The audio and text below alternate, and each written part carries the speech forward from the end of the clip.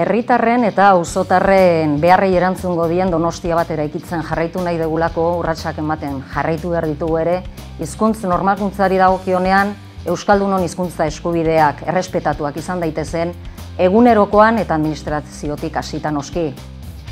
Mugikortasuna ere bideratu nahi dugulako, baina mugikortasun publikoa neurri horretan autobus lerroak garatzen joan behar dira, handitzen joan behar dira, eta goiko auzoetan ere urratsak eman behar ditugu, bai eskailera elektrikoen bitartez eta bai mugikortasun vertikalaren bitartez.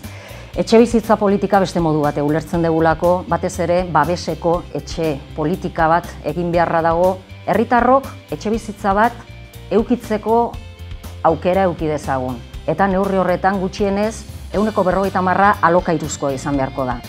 Ingurumena ere beste modu bat ulertzen dugulako, ezin onartu dezakegu errauskailu planta bat, zaborrak bestelako sistemen bitartez kudeatu behar direla, sinestua gaudelako eta neurri horretan urratsak ere ematen jarraitu egin behar ditugu. Eta kultura ere beste modu bat ulertzen dugulako, auzoetako, auzotarren, elkarteen jarduera bultzatzen jarraitu behar ditugu eta neurri horretan auzoetako jaiei bai esan behar diegu. Y porque las ciudades las vivimos y las construimos entre las mujeres y los hombres que vivimos en ella. Hayamos nacido aquí, hayamos nacido en otro lugar, entre todas y todos debemos de construir una Donostia, una ciudad mucho más plural, mucho más integradora en cuanto a la perspectiva también de género, también de los orígenes, también de las edades y también de quienes la vivimos y la queremos construir.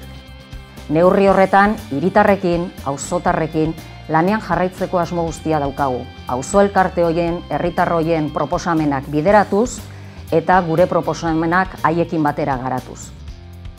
Ireki bidea ezkerrari, ireki bidea Donostiari.